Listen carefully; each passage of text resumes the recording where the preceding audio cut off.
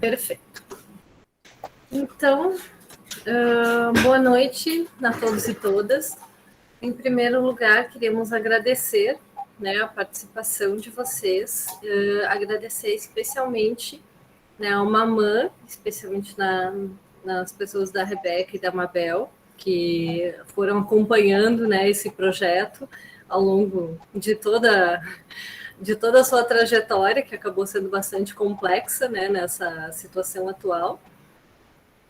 A Funarte, né, que foi o prêmio Marco Antônio Vilaça de Artes Plásticas, que permitiu, né, a realização desse projeto.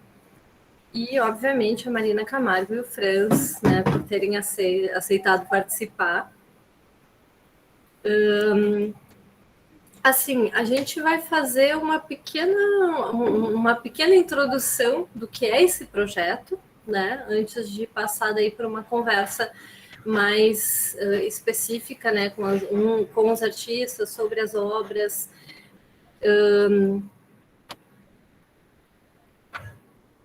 Mas comentando, Munir, eu vou já colocar no chat o link para a sala. Né? Primeiro, quero agradecer a todos, né, repetindo um pouco, porque foi um processo relativamente conturbado. Todos nós estamos brincando de surfar na pandemia, no sentido de tentar achar um ponto de equilíbrio em relação às adversidades que elas estão se constituindo, né?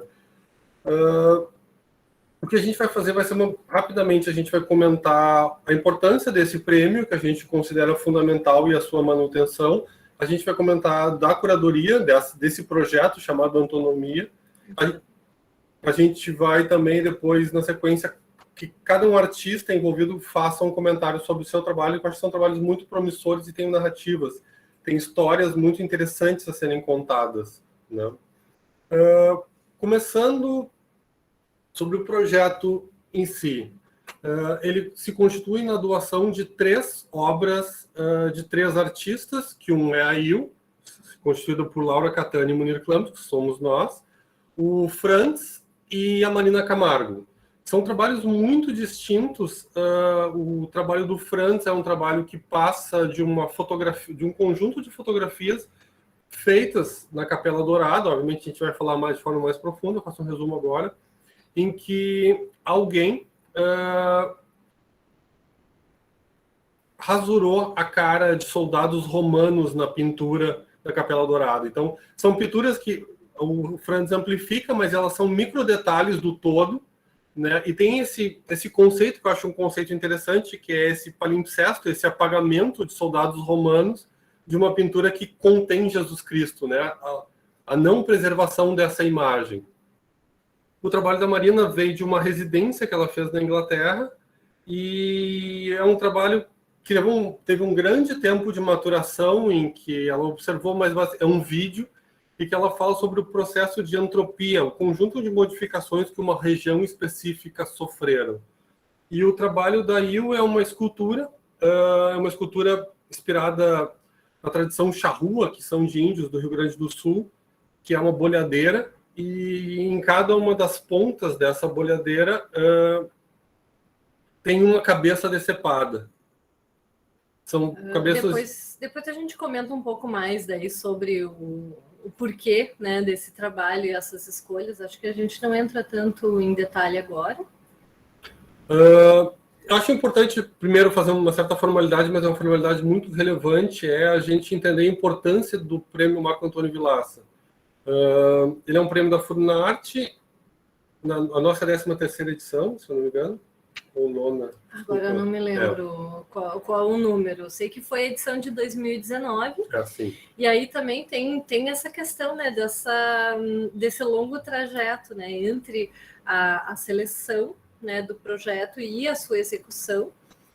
E é interessante, na verdade, eu acho muito interessante a gente pensar o que essas obras significavam naquele momento e o quanto, de certa forma, foram sendo agregados mais significados a elas ao longo, né, desse período que a gente tem vivido.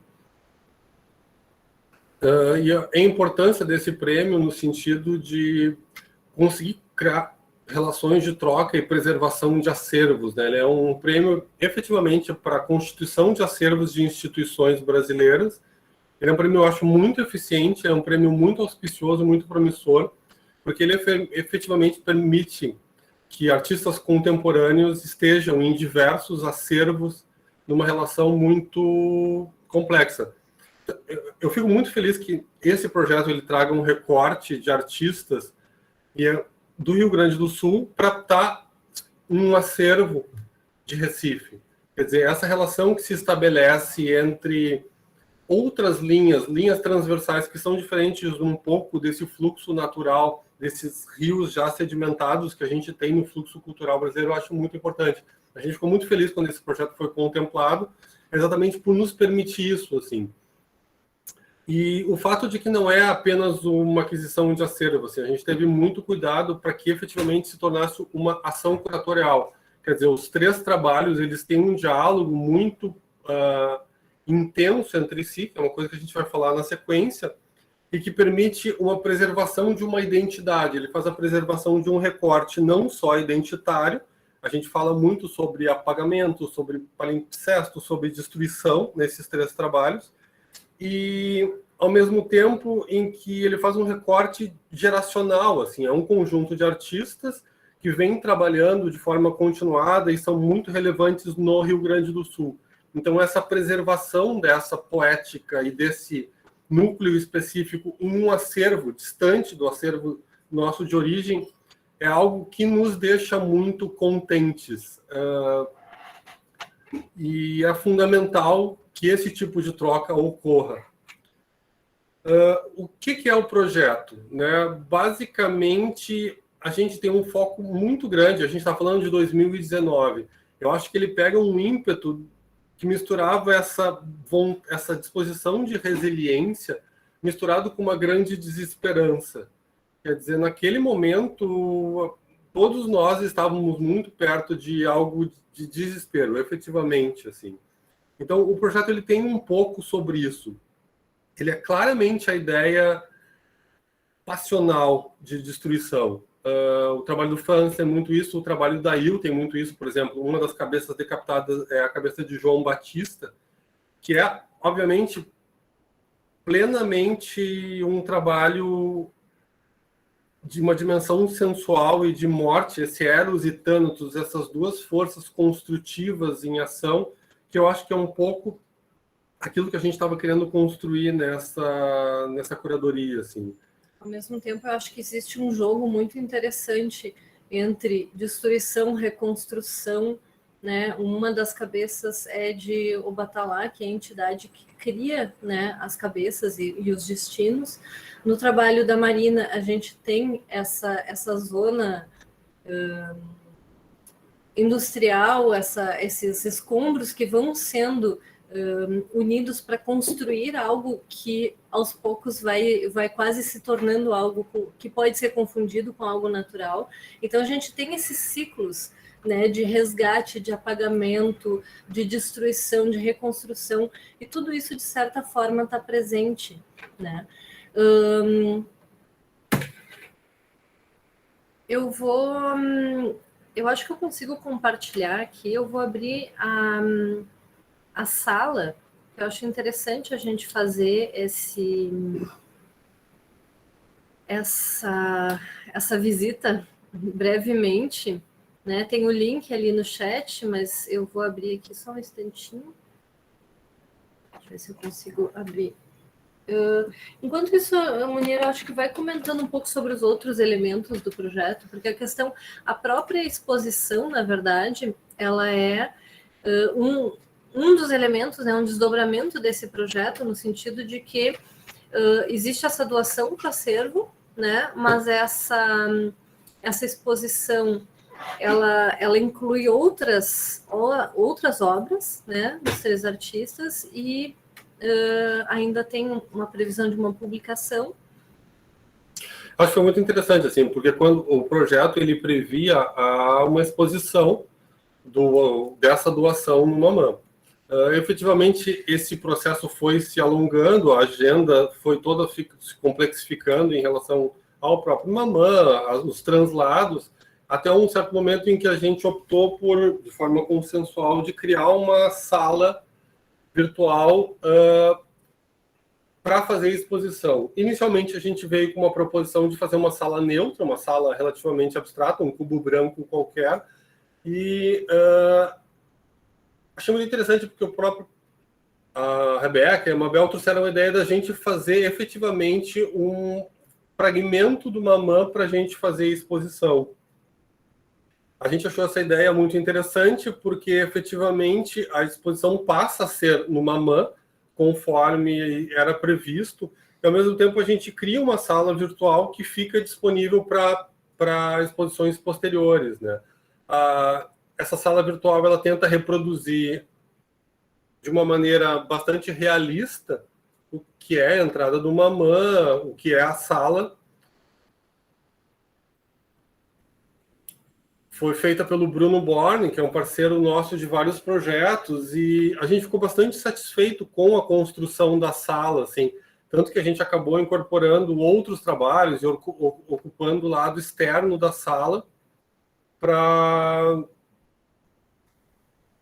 ter essa dimensão mais quase esse trompe-l'œil, assim, que não deixou de ser uma sala específica para se tornar quase uma ambiência, uma construção, uma entrada. Eu gosto muito da ideia de que vem da rua, né? A gente tem uma luz ali, uma rua abstrata construída, mas a gente vem da rua para ver a exposição.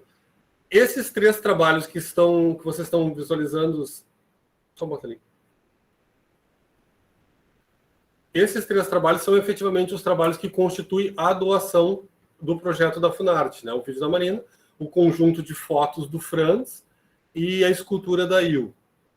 A gente achou interessante que a exposição se tornasse um pouco mais ampla e criasse um diálogo mais promissor com trabalhos que estão ali, mas também fazem parte de algumas questões relativas à própria poética de cada artista. Então, foi acrescido 3 trabalhos, um trabalho de cada artista, na exposição que não necessariamente constitui esse projeto de doação do acervo, mas que estabelece uma relação muito íntegra com o acervo doado.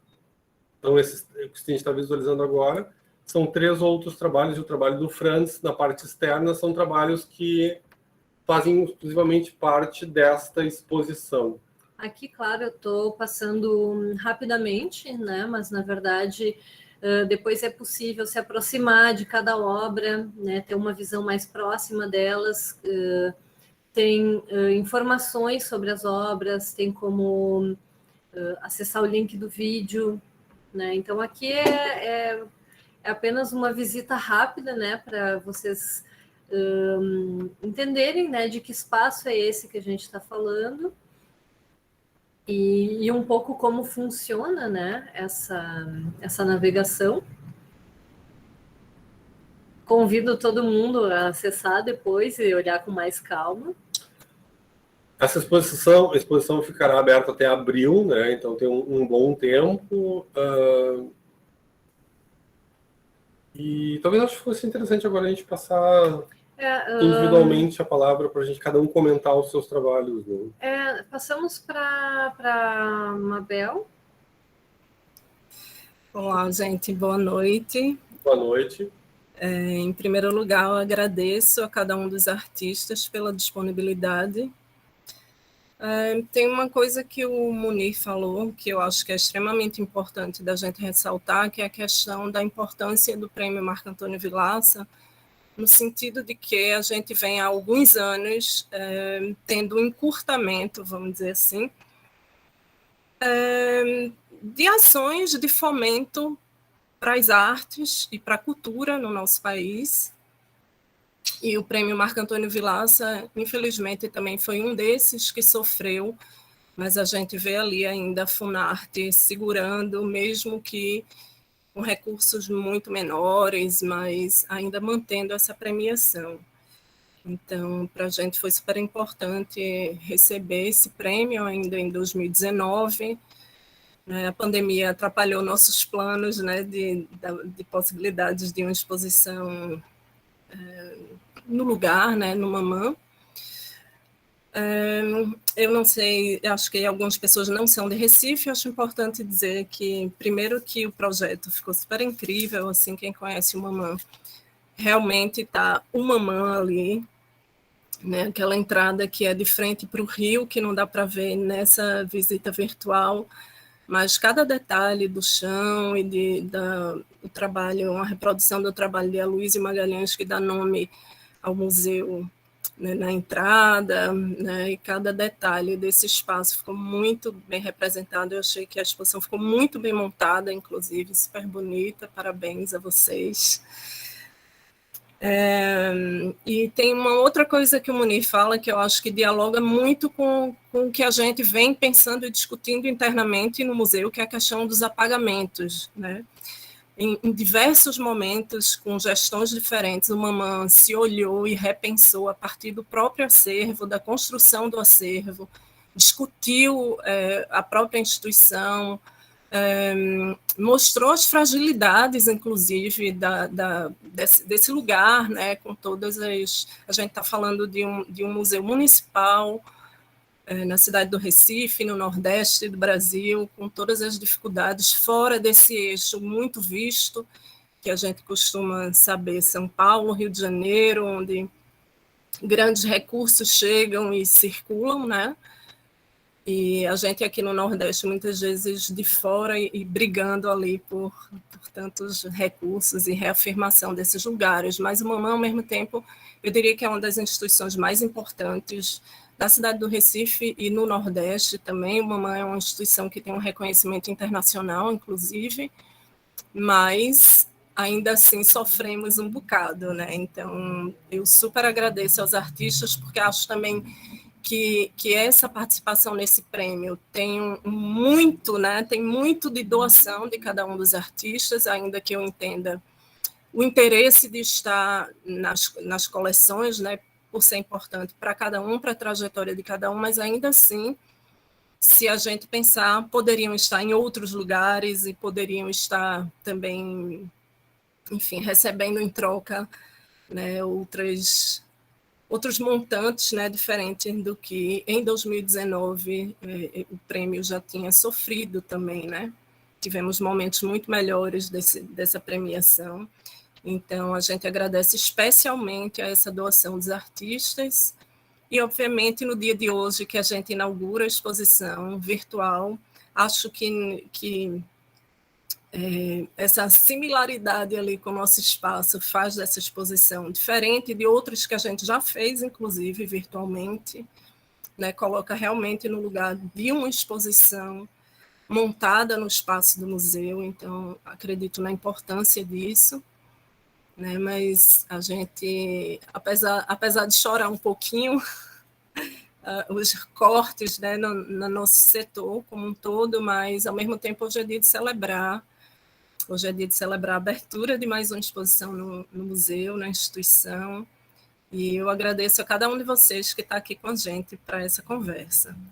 Né, e passo de volta a palavra para os artistas, porque acho também que esse momento de falar um pouco dessa produção, das trajetórias, é também super importante nessa partilha com a gente hoje.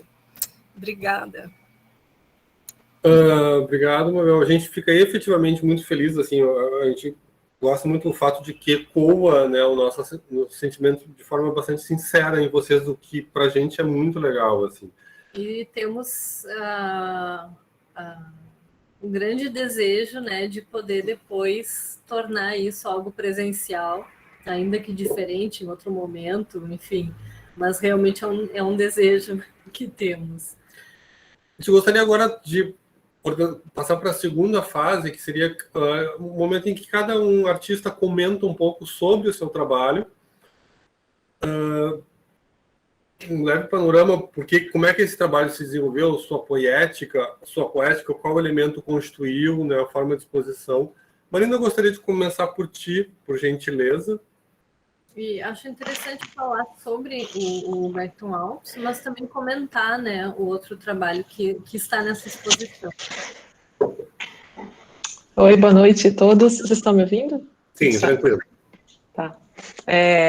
Igualmente, da minha parte, estou super feliz de estar participando da exposição. Lamento um pouco, muito, na verdade, da gente não poder fazer hoje presencialmente, tá, no Recife, mas espero que em algum momento a gente consiga fazer esse encontro, mesmo que em outra configuração, como a Laura comentou. E eu achei o resultado bastante impressionante, assim, quando a gente comentou que seria uma exposição virtual, eu não tinha ideia que daria essa sensação de fato, né, de simulação de espaço, que eu acho que é uma coisa que tem a ver com alguns trabalhos que estão sendo mostrados na exposição, que é essa relação com os lugares, né, assim, de como que é diferente ver essa relação entre as obras numa sala específica, como essa do Mamã, e claramente seria diferente a gente estar lá presencialmente, mas, enfim. Eu queria comentar, então, dos trabalhos, especialmente de Beckton Alpes, que é o vídeo que passa a fazer parte do acervo.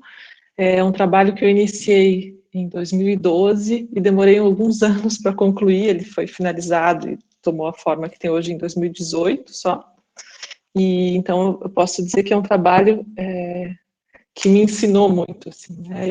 Eu me debati muito no processo, porque ele é basicamente a história, é um relato, não é documental, porque ele não tem esse tom documental, mas, enfim, baseado em dados que eu pesquisei, que eu encontrei acerca desse lugar, que é uma montanha artificial, que se chama Beckton Alpes. E eu cheguei nesse lugar por uma coincidência de nomes, porque na época eu tinha ido estudar na Alemanha, no sul da Alemanha, e perto dos Alpes, e eu comecei a fazer uma série de trabalhos que tinha relação com aquela paisagem e com uma memória que estava ali implicada, uma questão histórica que era sempre ocultada de algum modo. Bom, enfim, o primeiro trabalho que eu fiz dessa série foi o Oblivion, que é o que está na exposição também. Então, para mim, são dois trabalhos, assim, que não só que eles dialogam, mas que são importantes para mim, assim, como marcos, assim, de pesquisa, de abrir, trabalhos que abrem caminhos, vamos dizer assim, que eu acho que alguns encerram, alguns abrem. Esses dois, para mim, abriram caminhos. E em ambos, eu acho que o grande assunto é tanto a memória quanto um sentido de apagamento, que aparece no Oblivion de modo bastante... Oblivion é aquele dos postais que tá, quando entra na sala direita, e eles são postais e fotos que eu comprei em antiquários, então no verso eles estão escritos, enviados de uma pessoa para outra, tem uma memória nesse sentido que está ali oculta, porque a gente não lê esse texto, e a paisagem também é coberta, né? Ela é pintada, o procedimento é relativamente simples, mas a paisagem é apagada. E, é claro, é um trabalho que eu acho que tem um impacto diferente quando é mostrado na Alemanha, perto dos Alpes, porque as pessoas têm uma conexão afetiva com aquela paisagem, mas também elas sabem que aquela paisagem é carregada de uma história, de um certo ideal romântico que foi apropriado no período, enfim, do nazismo. Então, ela não é uma paisagem neutra, como nenhuma é, mas é especialmente carregada enfim, dessa memória coletiva, mas também, especialmente, eu estou falando muito dessa memória histórica mesmo. Então, depois desse trabalho, eu fiz uma outra série de trabalhos que tinha a ver com as montanhas dos Alpes, com essa paisagem, porque eu estava ali fisicamente próxima desse lugar, e acabei encontrando, por uma certa coincidência, esse outro lugar que fica nos arredores de Londres, ainda é Londres, e que é uma ruína, enfim, aí toda a história era um antigo gasômetro, então ali era recebido carvão, agora eu estou comentando do vídeo do Beckton Alpes, e ali era o processamento desse carvão era feito. Então tem uma relação com o extrativismo, né, mas já nessa outra ponta do processo, onde essa matéria-prima, esse recurso natural que está vindo de outros lugares, chega pelo rio e é processado nessa indústria, e gerando um excesso de dejetos, enfim, químicos e físicos, né, como betume, que ia se aglomerando ao redor dessa indústria. Enfim, o vídeo narra, de algum modo, assim, bem pessoal, a história desse lugar, porque o que acontece ali é que é uma história, embora eu encontre todas as ruínas perto de uma grande cidade, assim, europeia e tudo, é uma história esquecida. E é isso que me intrigou muito, assim. Primeiro, por que eu teria que falar dessa história? E por isso eu demorei tantos anos para terminar o trabalho, assim, qual seria a relevância de eu falar disso? E o que me fez seguir com o trabalho é porque eu entendi que ali tinha um sentido de esquecimento ligado às cidades, à história das cidades, que é muito presente em outras situações, né, de outras situações de histórias de cidades, ou enfim, como que se ali tivesse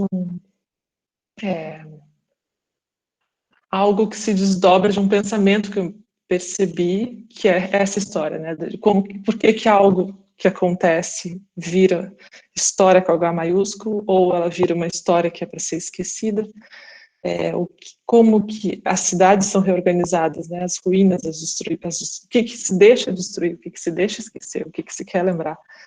E, enfim, e estudar o que é, pesquisar a história dessa montanha artificial foi um pouco ir desfazendo, né, esse acúmulo, né, do tempo, de apagamentos, nesse caso já é um apagamento bastante físico, né, que é a sobreposição de fato de sobras de processo, enfim, desse processamento do carvão para fazer o gás.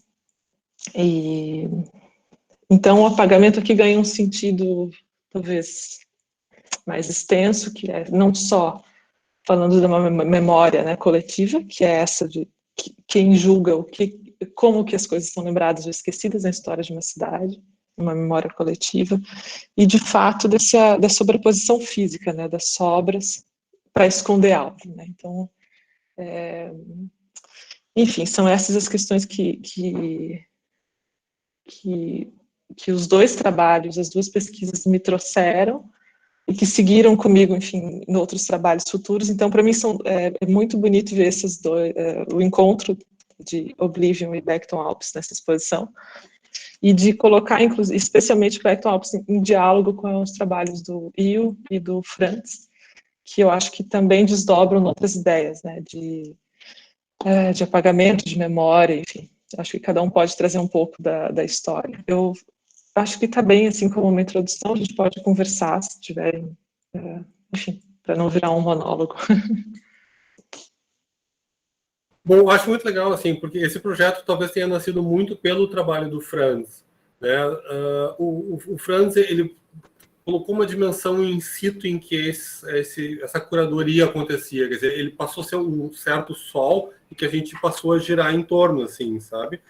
O trabalho da Marina acontece basicamente nos arredores, na periferia de Londres. O nosso tem 3 continentes, quer dizer, ele acontece na tradição africana, em Israel e na Grécia, e o trabalho do Franz é um trabalho realmente localizado em Recife, né? Então, tipo assim, todas as ideias, todo o conjunto curatorial, e quando a gente pensou o projeto, a gente pensou girando a partir do trabalho, o eixo foi o trabalho do Franz. Então, eu acho isso muito interessante da gente entender de como as coisas se relacionaram a partir disso, né? Então, o Franz tinha esse trabalho que era mais uma ideia do que um trabalho, quer dizer, ele tinha achado muito interessante o próprio acontecimento da Capela Dourada e o próprio nome Capela Dourada, que é um nome que soa maravilhosamente bem, assim, né? Essa coisa quase bizantina do espaço transcendente. E daí ele comentando a ideia desse lugar, desse trabalho que ainda não existia, que tudo o resto começou a se arquitetar a partir disso. Eu acho muito legal o Franz falar sobre essa chegada na Capela Dourada, sobre o desenvolvimento do trabalho, sobre as escolhas dos papéis também, toda a dimensão pictórica que ele trouxe para o trabalho. Né? Bom, deixa eu até comentar umas coisas que eu acho interessante aqui. Na verdade, tanto Marina, tanto Laura, tanto Munir, a gente se conhece aqui, assim, eu conheço Mabel, Rebeca e um monte de gente. E é muito engraçado para mim, porque eu tenho uma relação afetiva e importante com o meu trabalho com o Recife. Eu não sei o ano, eu posso errar, entre 84 e 85, eu ainda expus na Galeria Metropolitana Luiz de Magalhães. Não era museu, mas é o mesmo espaço, a mesma sala que estão aí, tive alguma outra coisa diferente, mas essencialmente era a mesma coisa. E foi uma coisa que me fascinou muito ter ido a Recife, porque realmente foi uma descoberta de um outro lugar. Porque o país, queira ou não queira, até São Paulo é mais ou menos a mesma coisa, dali para cima ele é outro lugar. O Nordeste é um outro lugar em relação ao Brasil, assim como para vocês nós somos um outro lugar. Entre idas e vindas a Recife, uma vez eu fui e fiz uma visita de turismo. Minha mulher, a gente resolveu passear. Vamos passear. Então vai num lugar, vai no outro, fomos à Capela Dourada. E eu sou super detalhista em ver pintura em qualquer lugar. Pintura, o que for, eu vou olhar. Meu assunto é pintura. E eu vi aquelas pinturas e vi umas manchas estranhas. Essas cabeças, eu acho que elas não têm mais do que 5, 7 centímetros num grande quadro que tem lá. E eu vi esses riscados e comecei a perguntar o que era aquilo. Então me contaram de um jeito que alguém... No fundo, o mote é o mesmo. Que alguém danificou por devoção os guardas que estavam na cena da crucificação. A cena da crucificação também ela é dúbia, porque na verdade não é do Cristo, mas é de padres jesuítas que vão pregar em um outro lugar o Evangelho. Isso, século XV. Está se falando aí de um tempo muito distante. Em alguns textos falam do Japão, e em uns textos eu encontrei que essa cena é referente a árabes. Mas as figuras que estão lá também não são nem árabes nem japonesas. Então, como é um quadro legitimamente português que vai para o Recife, para a Capela Dourada. Então, é um monte de histórias que se mesclam. Então, envolve esses apagamentos. Mas, para mim, existe essa coisa da raiva. Eu não gosto disso, eu elimino isso. É quase a raiva de namorado ou de namorada que rasga o retrato que estavam junto, que separa as figuras. É a mesma coisa, é uma tentativa de eliminação de história. O trabalho nasce basicamente em 2019 ou 2018, final de 2018, eu tive que ir ao Recife, foi onde até encontrei a Rebeca. Eu sou muito debochada, fiz uma piada com ela, não vou torná-la pública aqui de jeito nenhum. A gente esqueceu nunca, né? Eu lembro. A história vai ser muito longa, tem grandes amigos como o Paulo, como o Marcelo, como o Gil, como o Márcio Almeida, então assim, e aí eu fui, naquele momento eu fui ficar uma semana e eu fui todos os dias, basicamente, à capela, e cada dia que eu ia a essa capela, me contavam a mesma história com personagens diferentes. Ora era uma noviça, ora era uma devota, ora era uma beata, ora era uma freira. Então, eu não sei quem é a história, também não me importa, certo? Não importa levantar essa história. E essa história não é escrita, certo? Se fala da restauração, porque está danificada, mas não se fala nenhum jeito como história, porque também acho que não se sabe. Mas, para mim, acho que, mesmo não sabendo, existe muito claro a intenção nessas figuras. Eu fotografei... Pensei uma coisa, uma sequência quase que parece uma sequência de retrato de uma entrada de qualquer lugar público, aquele retrato de presidente de empresa, de retratos de prefeitos na prefeitura, esses retratos sequenciais. E me deu assim, são 13 figuras. Que me impressionam muito, essas coisas que um trabalho vira outro.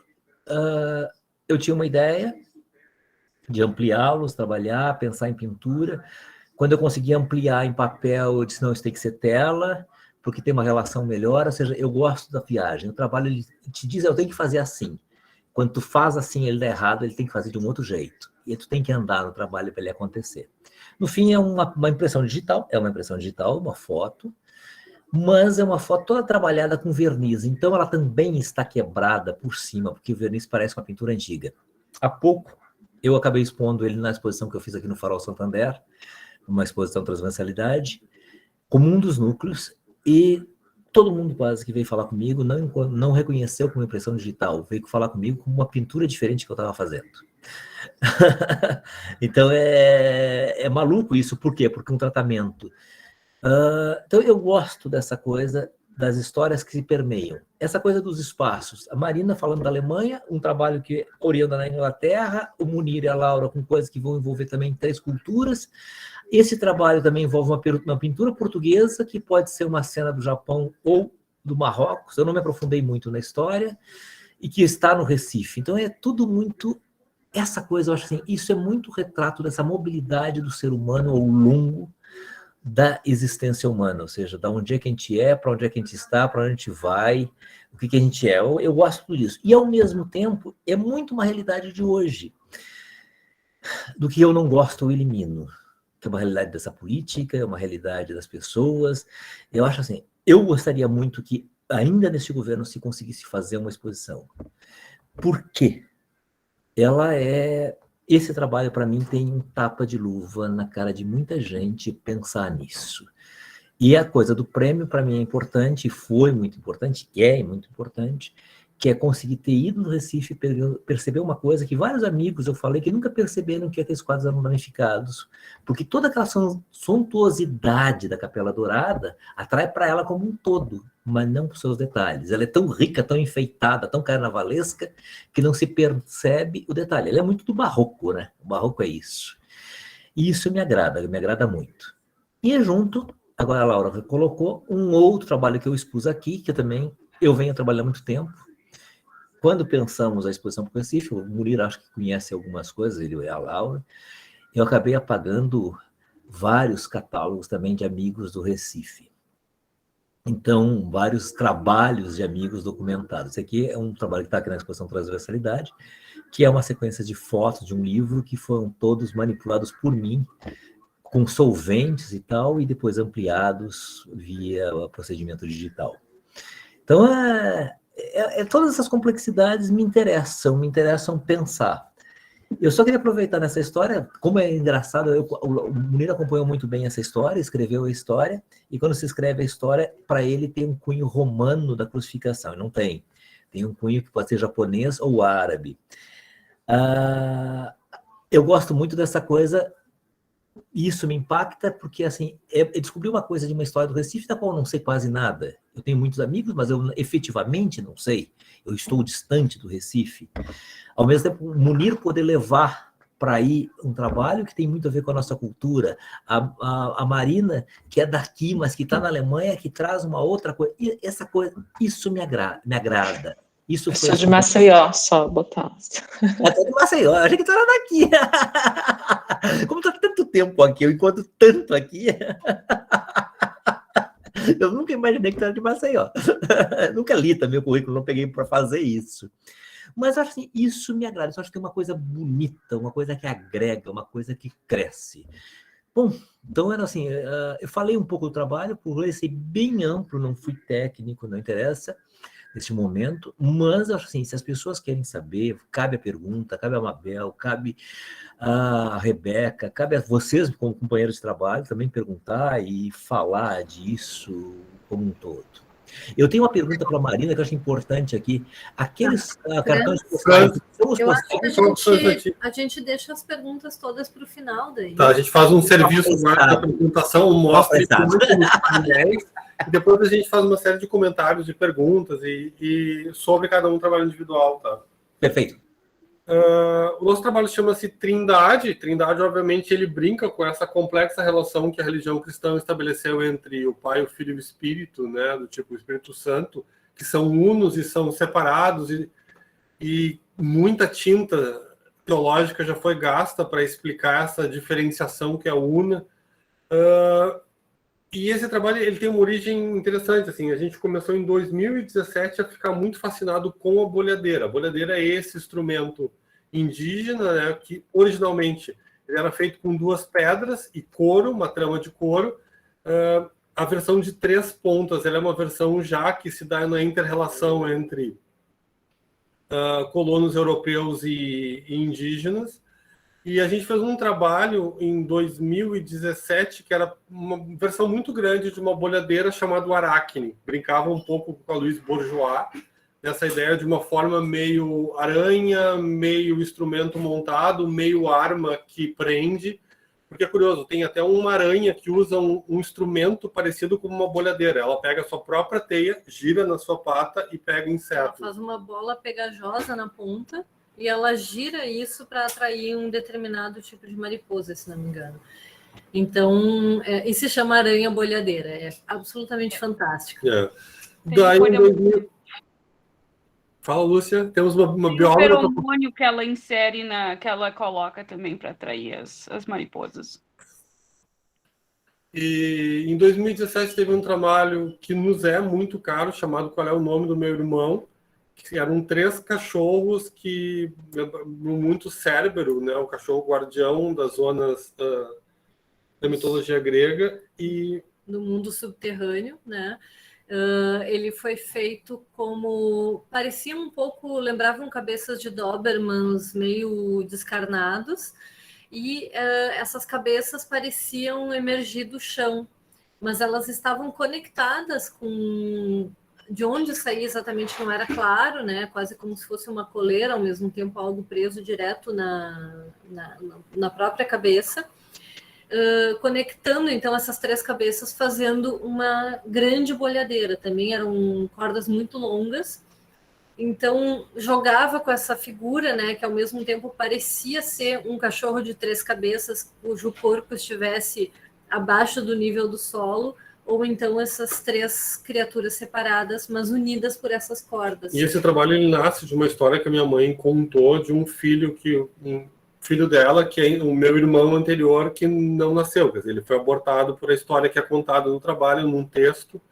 E é uma história que sempre me impressionou muito, assim, desse meu irmão duplo que nunca existiu e eu descobri com 8 anos, né? E daí, esse terceiro trabalho ainda está... Trindade, ele está nessa série que a gente entende das bolhadeiras e é um dos trabalhos que a gente tem um grande carinho por ele. Aqui a gente tem uma versão que é uma versão digital, é uma versão diferente do trabalho, porque já entro em detalhes de como o trabalho foi executado, que é interessante. Essa bolhadeira são 3 cabeças. Uma cabeça é de Orfeu, né, que na mitologia grega é o suprassumo da arte, né, o mais bem dotado dos gregos, dos deuses. A outra cabeça é João Batista, o apóstolo anunciador de Cristo, figura que entendo como uma pletora de energia, né?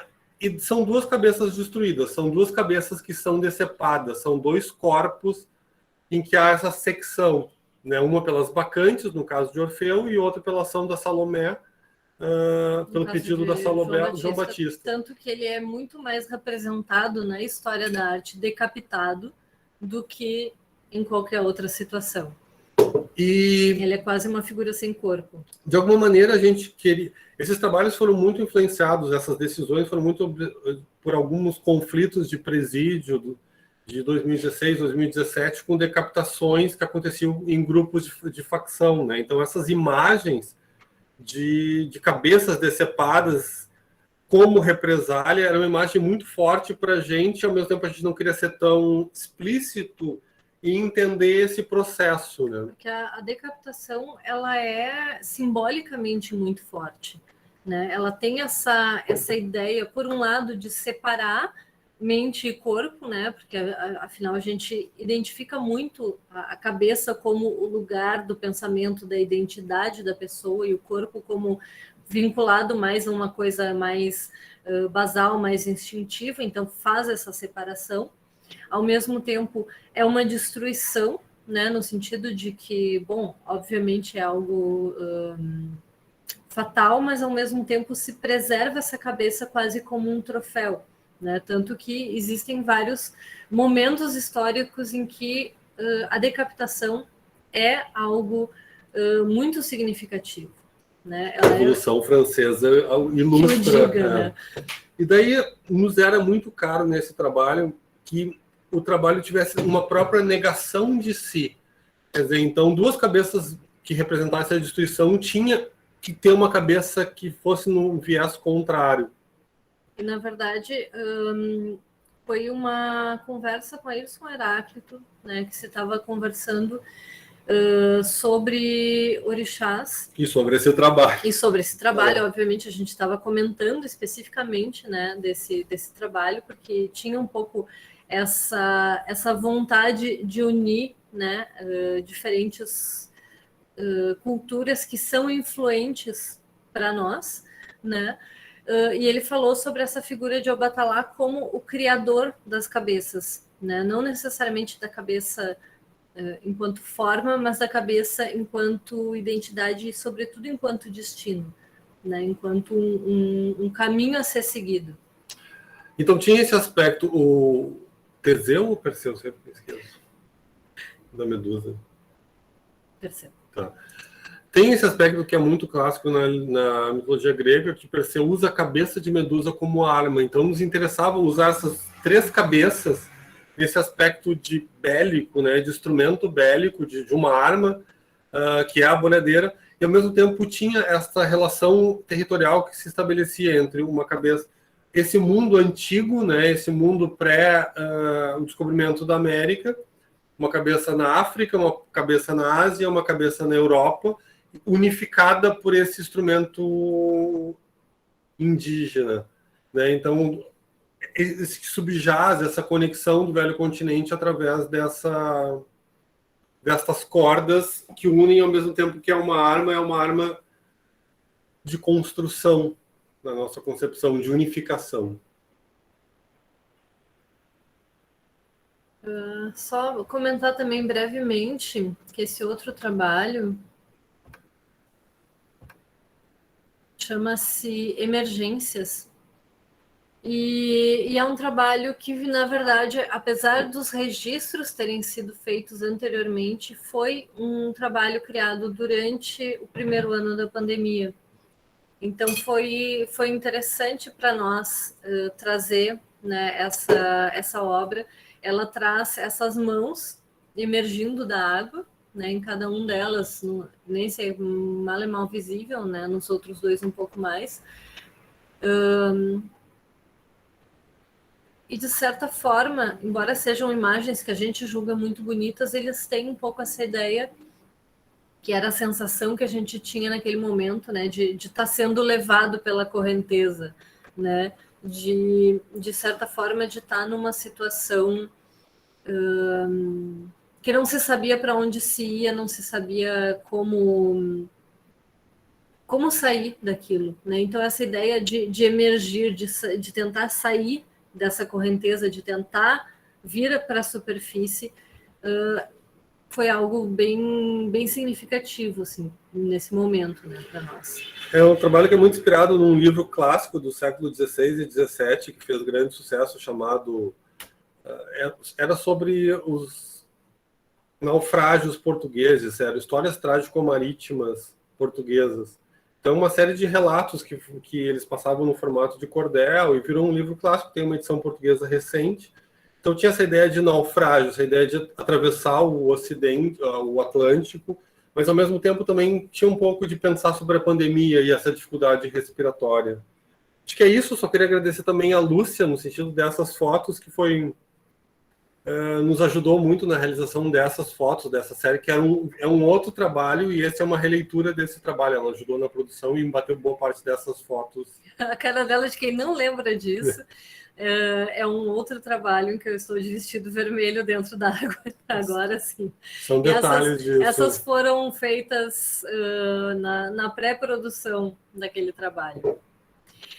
E também vamos agradecer ao Dirney, que acabou de chegar, pois ele é o modelo de uma das nossas cabeças. Esquecemos de falar isso. A gente não comentou isso, porque essa versão que a gente mostrou é uma criação toda digital, né? Mas a obra em si, ela passou por várias tentativas, na verdade, né? Se trabalhou com modelagem, e a gente acabou chegando à ideia de tirar efetivamente o molde de rosto formato de muito pessoas, clássico, assim mesmo, e depois fazer apenas pequenas alterações, né?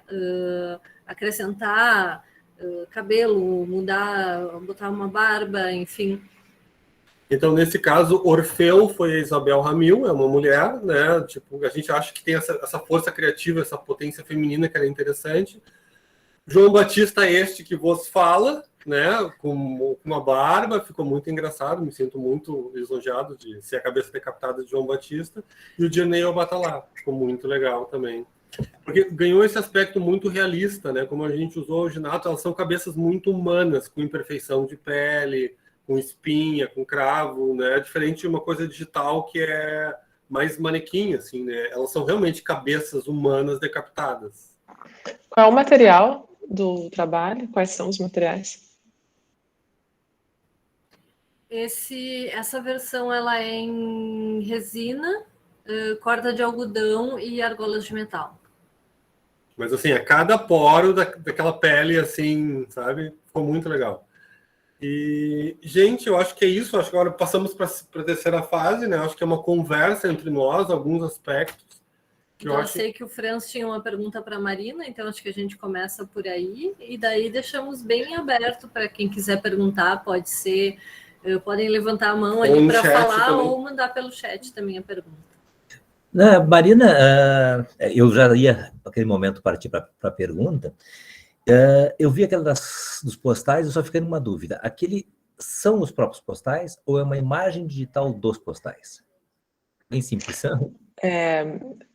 Na exposição virtual, obviamente, é uma imagem, mas o trabalho é com os originais. Então, tem alguns que são muito antigos, outros não, outros... Então, é quase como se tivesse um outro trabalho ali que a gente não vê, né? Que é essa troca.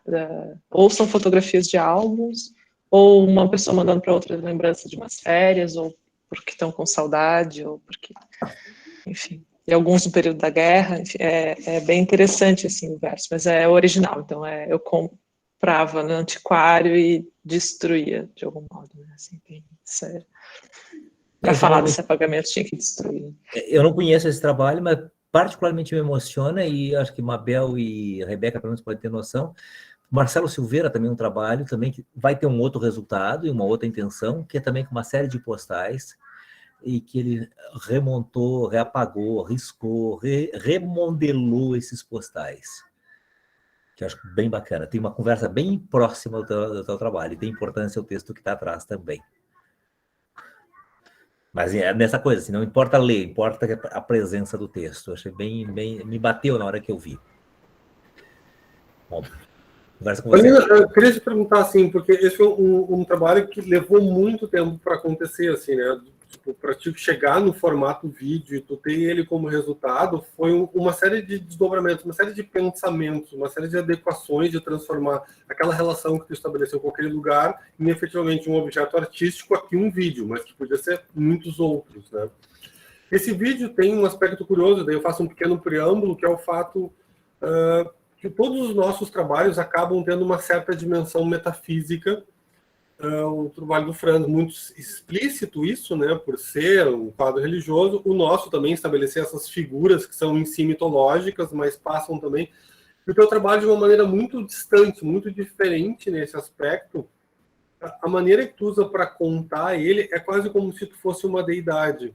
As tuas mãos estão ali interferindo no espaço, elas vão acontecendo. Ao mesmo tempo, tu dá um texto em que esse texto é escrito. Quer dizer, a gente não ouve a voz dessa entidade que constrói a narrativa, que nos conta os eventos, que faz o tempo acontecer, né? Então, obviamente, o teu trabalho não tem nenhum aspecto metafísico ou religioso, no entanto, ele é muito próximo desse entendimento que a gente tem dos acontecimentos da providência divina, quer dizer, de maneira que as coisas acontecem na linha do tempo, né? A pergunta mais específica, assim, é como é que foi a construção deste trabalho enquanto esta forma de contar? Quer dizer, essas escolhas de imagem...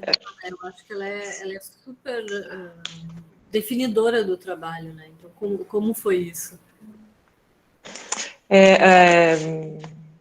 Eu acho que ele é praticamente uma colagem, assim, tanto de imagens que eu captei durante a pesquisa, que eu encontrei em pesquisas em arquivo, né, pesquisa no local, depois pesquisas em arquivo, e durante o processo, né, nessa primeira fase de imersão, vamos dizer assim, na história dessa montanha artificial,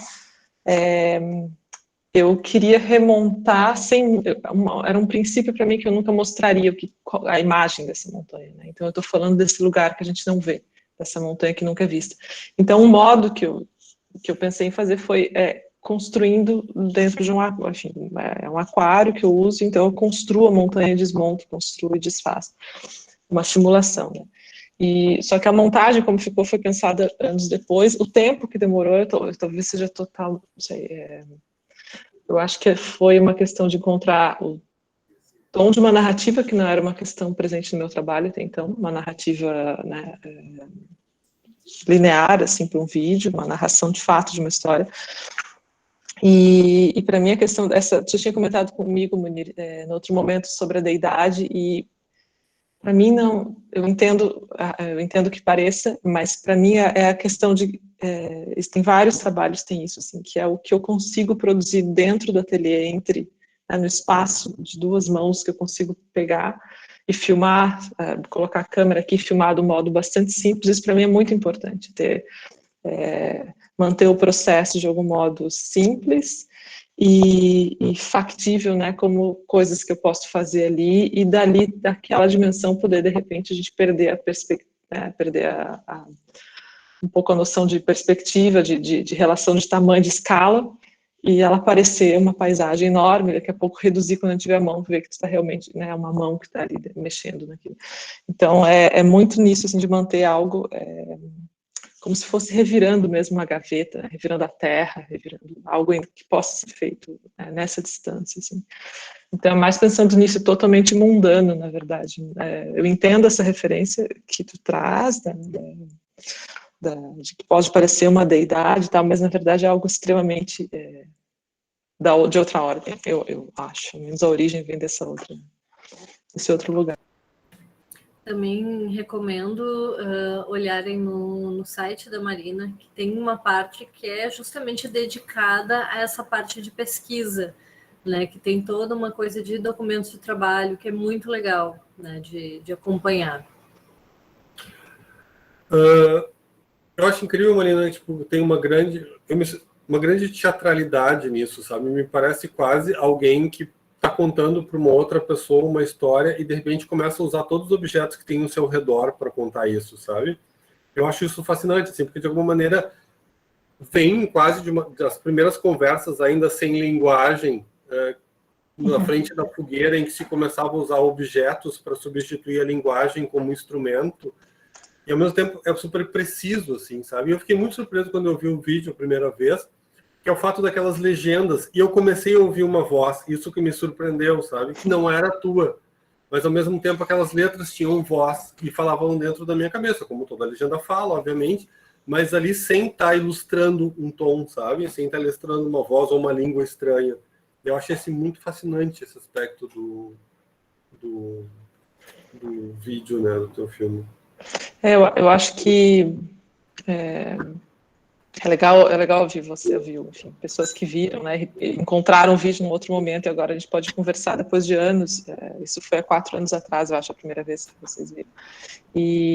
Mas é isso, acho que tem muito a ver com isso, né, contar o que eu posso contar dessa história com o que eu tenho aqui, né, sei lá, um caderno, sombra, um aquário, terra que eu pego ali, esse tipo de coisa, e dali transformar em outras dimensões.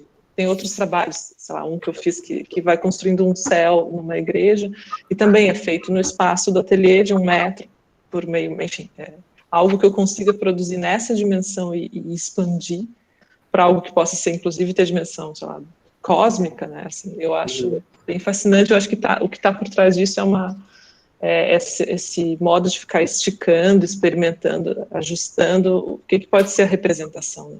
O que a gente pode usar para colocar no lugar de outra coisa, e a ideia de narrar, tendo recursos, enfim, usando os recursos que estão aqui em volta, como tu comenta, eu acho que tem bastante a ver com o vídeo.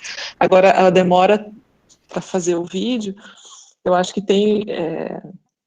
interessante, chegou um ponto que eu achei que eu não ia terminar, e depois, eu hoje acho que é uma questão de eu que estava aprendendo com o trabalho, né, assim, eu não sei se isso importa para o público ou não, mas tem um processo ali, e o processo para mim foi muito importante, né, para conseguir depois seguir para outros rumos do trabalho, né, outros trabalhos, outros desdobramentos.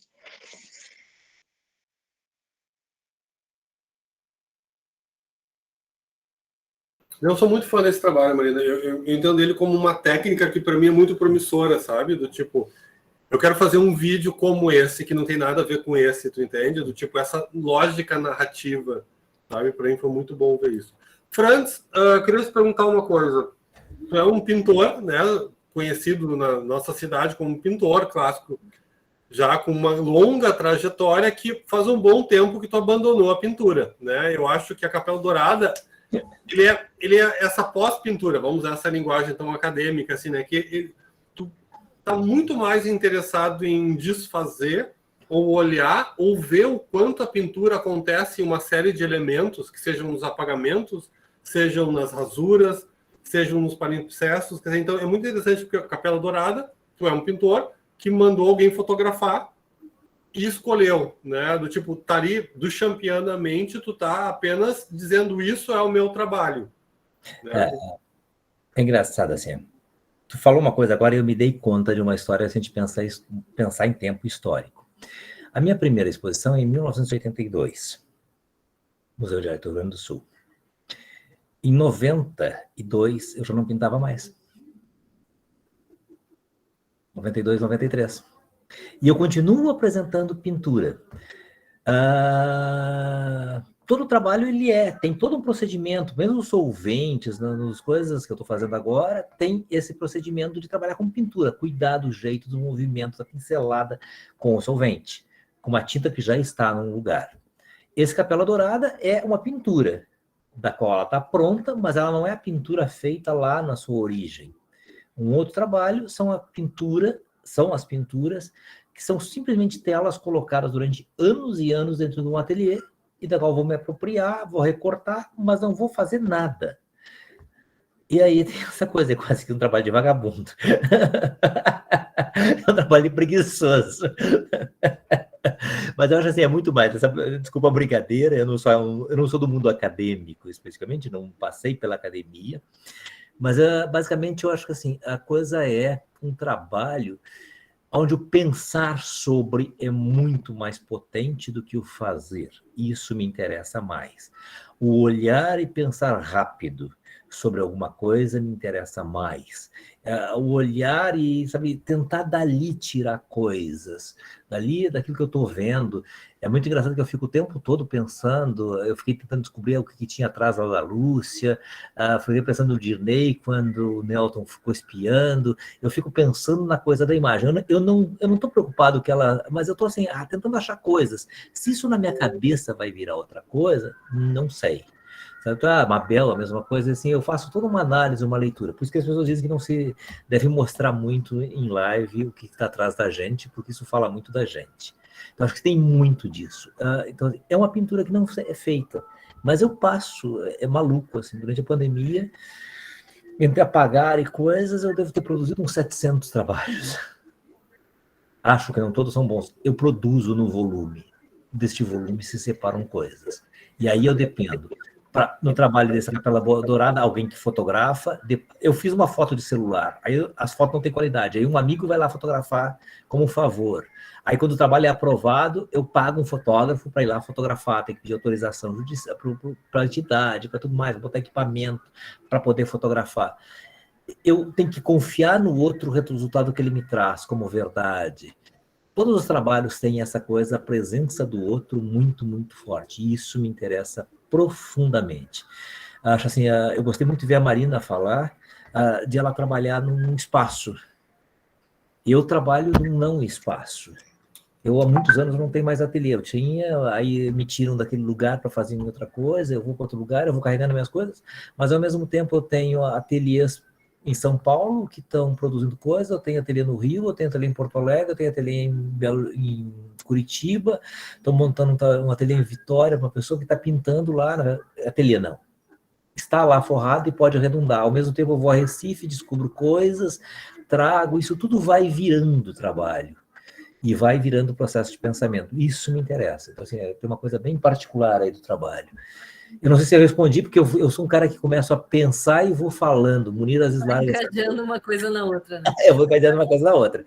Então, assim, eu acho muito interessante, na verdade, que, bem ou mal, o registro, né, dessa ação que foi feita sobre as figuras da Capela Dourada não deixa de reproduzir essa ação que tu vens fazendo, né, sobre esses catálogos, de rasurar, de apagar.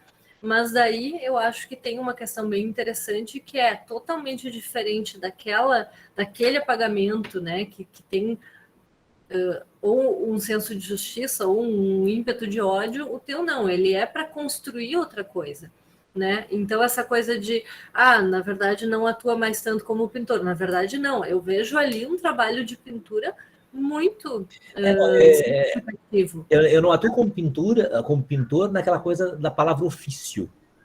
E isso eu sou um dos caras que mais me preocupo com o ofício. Eu me criei muito novo, assim, eu tenho que aprender um ofício.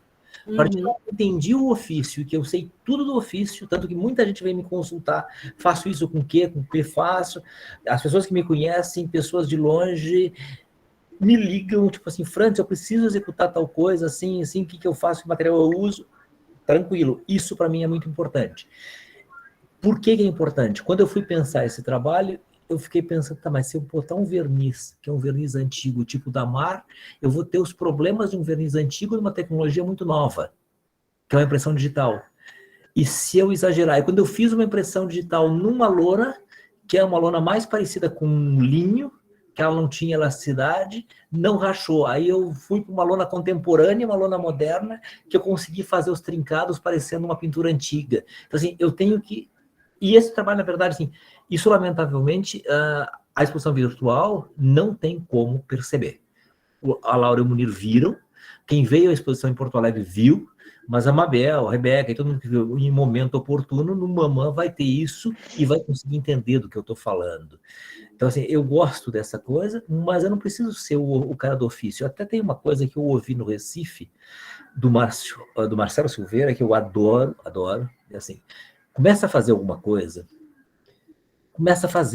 Agora, se tu sabe o que tu vai fazer, não faz. Abandona aquela ideia, porque vai dar merda, vai dar errado. Vai fazer uma coisa que tu não sabe. E eu sempre me atiro em coisas que eu não sabe, então, que eu não sei.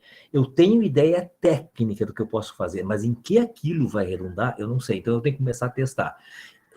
Quando eu comecei essa Capela Dourada, eu vim com a ideia. Eu tenho que fazer alguma coisa. Quando eu me dei conta que aquilo pareciam retratos de coisas, eu pensei nessa linha organizada. Quando eu fiz umas impressões pequenas, achei ridículas. Aí eu fui fazer maior. Aí também a escala... Eu tive que ir fazendo e errando muito para o trabalho se constituir no que ele está hoje. Hoje ele está fechado, inclusive com normas de exposição. Então, gerei todo um manual de norma que o Mamã vai receber junto e pode expor à vontade dentro daqueles padrões lá que a gente estabeleceu. Tem mais de uma situação. Bom, comentários. Não sei se eu respondi ou fiquei falando demais. Não, eu queria comentar uma coisa que, na verdade, um comentário geral, assim, do tipo, o quanto todo esse processo... Porque é uma exposição que a gente está falando sobre negação, sobre destruição, sobre palimpsesto, sobre apagamento, sobre decapitação. Então tem esse conteúdo que está intrínseco à própria dimensão curatorial que está sendo entregue. Ao mesmo tempo, é muito engraçado como é um processo absolutamente construtivo e rico, assim, sabe? Só para exemplificar para vocês, o Francis começou essa história ao fazer Capela Dourada. Ele foi montando uma exposição que acabou sendo uma grande exposição no Santander. Eu acho que esse corpo de trabalho constituiu um outro corpo, né, que é a exposição que o Francis fez esse ano. Uma exposição muito legal. Eu acho que ele conseguiu juntar todo esse ímpeto desse novo conceito que os trabalhos estavam tendo. Para a gente foi muito promissor também estar montando esse trabalho, porque tipo, a gente tinha que realizar ele. Ideias foram surgindo, por exemplo, a gente tem uma versão brasileira desse trabalho, com 3 notórias decapitações, que seriam Lampião, Antônio Conselheiro e o Zumbi. Então, quer dizer, a gente passa também para o mesmo conceito, assim, né? A gente reopera, agora não mais figuras mitológicas, mas figuras eminentemente dentro da nossa dimensão política de acontecimento. Então, é interessante como esse trabalho que tem essa aura de desagregação foi também no seu próprio movimento constituindo outro tipo de força, outro tipo de ímpeto, né? E também voltamos a ressaltar a importância desse prêmio para esse tipo de construção, né? É um trabalho que podia ficar latente um bom tempo, porque a gente não ia ter dinheiro para realizar, pelo custo de produção, etc, etc, etc. Isso nos potencializa, e essa potência não é apenas desse objeto constituído, é também de todo um conjunto de ideias, de tecnologias que vão servindo, e aí a gente também inclui a sala virtual e também inclui disposições futuras de outras parcerias que a gente deseja fazer com uma Mamã, que talvez passe pela sala virtual, talvez passe por outras relações, né, no futuro, que não tem a ver com esse projeto, mas tem a ver com a URGS, tem a ver com a Pinacoteca Barão de Santo Ângelo, etc, etc, etc. Então, eu acho interessante essa força gravitacional que vai constituindo o movimento das coisas e transformando a realidade, dando uma nova realidade aos acontecimentos que excede ou transcende apenas essa doação, que não é apenas, obviamente. Ela é muita coisa, né? Marina, desculpa, acho que caberia a Marina falar alguma coisa, ou Mabel e a Rebeca, ou qualquer um outro, mas eu queria só comentar uma coisa que acho que é muito importante. A gente conseguiu criar, aliás, a gente não, vocês conseguiram, Munir e Laura, perceber e criar uma proposta unindo trabalhos. Eu conheço o trabalho da Marina, não conhecia, conheço os mapas, mas não conhecia aquele trabalho que está na exposição especificamente. O meu trabalho ninguém conheciam como ideia. O trabalho de vocês também era uma ideia. A gente conseguiu, com o prêmio, viabilizar ideias. A Marina já tinha o trabalho construído, mas também de uma história eu não conhecia. E isso é bacana. E eu tenho uma ideia muito clara, para mim, eu ando repetindo ela muito. E cada vez eu acho que eu acredito mais nisso. A gente só anda pela mão do outro. O que significa isso como comentário? A gente sempre precisa o outro enxergar o trabalho que a gente faz. Sem esse trabalho não existe. Sempre o outro tem que pegar e mostrar para alguém que possa dar uma outra dimensão. Seja apresentando, seja falando. Quando a gente quer, a gente se acha que a gente se basta só, tudo morre, o trabalho não existe mais. Então eu acho que assim, a gente anda pela mão do outro, para mim, é uma coisa que eu já ouvi há muito, muito tempo e fui, quem sabe tinha naquele momento um outro sentido e para mim hoje tem um sentido muito forte. A própria exposição agora de Santander, do Farol Santander, foi isso. Eu fui procurado pelo André Severo, que queria desenvolver um trabalho para Oi Futuro e ele precisava de informações técnicas. E a gente sentou para conversar e ele começou a olhar para o trabalho, 2 trabalhos, na verdade. E disse, o que é isso, Frantz? Que eu nunca tinha visto. E eu comecei, e ele disse, de repente ele me vem, eu tenho uma proposta de exposição assim, topa. Eu queria ser o curador, pensar junto o trabalho todo e vamos fazer. Essa mesma aconteceu com vocês, Munir e Laura. Então, assim, isso eu acho que é o bacana, é um conseguir enxergar o outro. E hoje, cada vez menos, como grupo, se está enxergando um ao outro. A gente está enxergando sempre muito, a gente se bastando muito. Eu não acredito nisso. E cada vez fica mais forte não acreditar nisso. É conseguir acessar a Rebeca e a Mabel. A Rebeca, as duas eu conheci no Recife, para propor a doação para lá, porque eu tinha conhecido elas, tinha... Como eu vou sempre lembrar, a Rebeca feita uma ironia muito grande, que eu podia apanhar naquele dia, mas ok. Mas assim, foi só uma brincadeira, ela entendeu muito bem. Então, assim, essa coisa, a gente consegue levar para o... Eu consegui apresentar o projeto e solicitar, é tudo isso. Se a gente conseguir fazer isso, a gente acontece. Acho que as coisas acontecem como trabalho, porque a gente enxerga maior. É o Ayrson Heráclito falando para vocês, para Laura, do trabalho de vocês e fazendo uma referência para todo mundo. Acho quando a gente consegue fazer isso, as coisas acontecem em potências. Falei demais de novo. Desculpa. Eu queria só fazer um apontamento, assim, parabenizar, na verdade, para mim foi uma surpresa também quando a gente viu a exposição em si pronta, né? Aquela beleza, assim, de ver esses detalhes todos do museu. Queríamos, inclusive, que outras exposições virtuais pudessem ser realizadas nesse formato mesmo, mais real, né, do museu. Acho que é uma oportunidade também que a gente está tendo, assim, de vocês e a nossa, né, da gente estreitar esses laços, e estendo aqui o convite que a gente já fez a Laura também para todos vocês, para a gente possibilitar, pensar em também cursos, informações com o público daqui de Recife. A coisa do virtual, que a gente está cansado, todo mundo está cansado, mas ao mesmo tempo ela abriu nosso olhar para essa possibilidade de uma interação maior com outras regiões, né?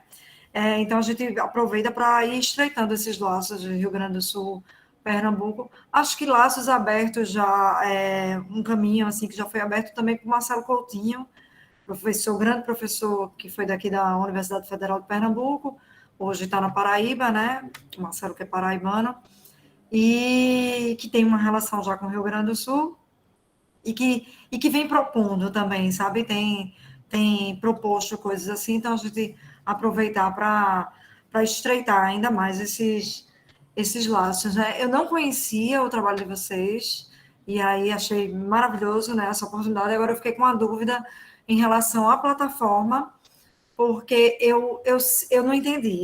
Você falou, Laura, eu fiquei na dúvida. eu sigo, vou entrando, mas eu não achei nenhum lugar que eu pego informação. Você falou isso, eu entendi que você tinha falado isso, que a gente tem informação. Eu não sei como fazer isso. Eu posso... Deixa eu ver se eu consigo mostrar aqui rapidamente, peraí. Tá. Eu compartilho aqui.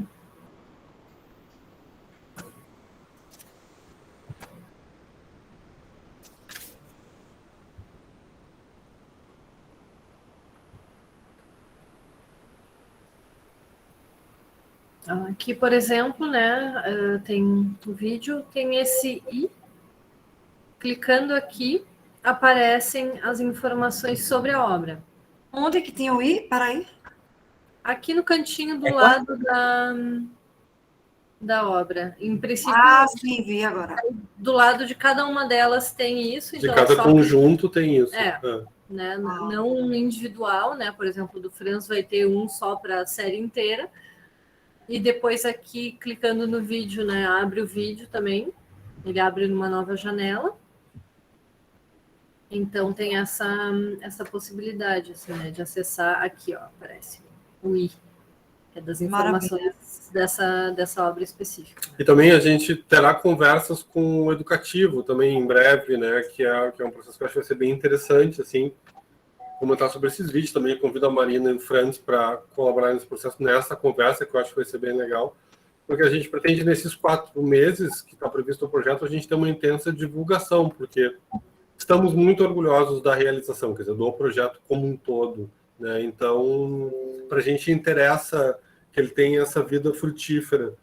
E então o processo do educativo e a relação estabelecida com isso para a gente é muito legal. E também, assim, é um trabalho super mítico, né? Ele tem todo um caráter amplo e ele trabalha com uma série de arcanos e arquétipos, mas ao mesmo tempo ele está falando muito sobre nós agora com o pé na rua, na frente de casa, né? A gente está falando sobre o que a gente está passando aqui, sobre a destruição institucional, sobre o nosso desregramento histórico, sobre as nossas perdas de identidade. Então, é um trabalho que ele tem uma capacidade de linguagem e de leitura ao mesmo tempo muito ampla. Daqui a 25 anos, essa exposição é uma grande exposição, se for montada, e ao mesmo tempo ele está falando sobre o aqui e agora, assim, né, a dimensão política dos acontecimentos. Né? E isso nos deixa muito felizes, né, que o trabalho tenha essa amplitude hermenêutica, essa capacidade de uma longa sobrevivência